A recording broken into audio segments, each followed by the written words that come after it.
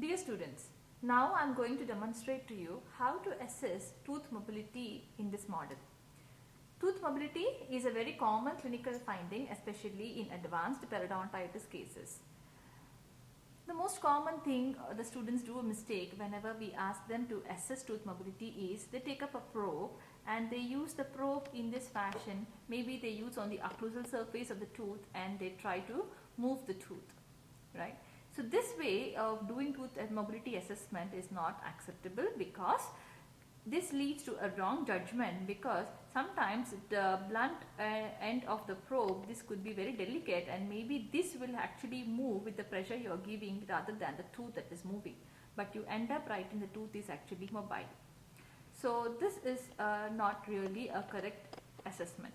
The ideal assessment of tooth mobility should be done using either or two blunt ends of two instrument you can take, or you can use one blunt end of the mouth mirror or probe and then your hand, you can use your hand, or you may use both your fingers to assess the tooth mobility. Now let me show you how you do with the two instrument blunt ends. Take the two instruments, one mouth mirror and one probe, and then use the blunt end of the instrument, and for this I am showing using a Miller's index. Tooth mobility is here is graded as per the Miller's index. Miller's index states that mobility is 0 if at all there is minor tooth mobility which is less than 1 millimeter, right, in 1 millimeter. So this is how I am trying to check the mobility. If it is less than 1 millimeter, then it is actually considered normal. If it is greater than 1 millimeter, either this way we are moving is buccolingually we are moving the tooth, right? Or sometimes we may also want to assess the tooth mobility mesiodistally. I hope you all can see the mesiodistal tilt of the tooth here. See, buccolingually for canine I am showing here, right? This is the buccolingual movement, how you are using, correct, like this.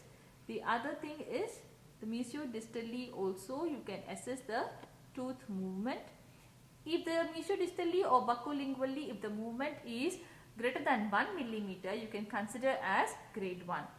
If it is greater than 1 but less than 2 millimeter, it is grade 2. For grade 3 mobility, for example, you see this tooth, it is more than 2 mm buccolingually or mesiodistally, or may also have a vertical depressibility. Either of these three things, if present, then it is considered graded as grade 3 mobility. So this is the way how you assess the tooth mobility based on the Miller's index.